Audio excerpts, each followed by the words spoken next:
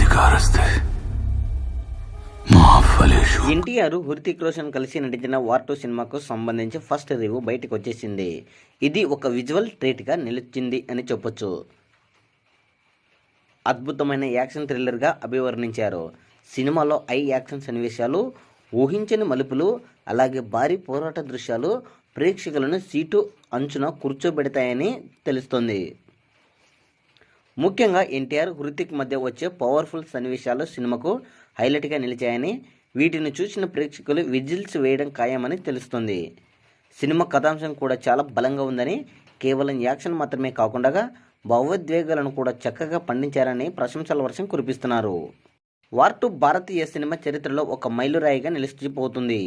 దర్శకుడు అయాన్ ముఖర్జీ, ఎన్టీఆర్, హృతిక్ రోషన్ వంటి ఇద్దరు స్టార్ హీరోలను ఒకే తెరపై చూపించడంలో పూర్తిగా సక్సెస్ అయ్యారు.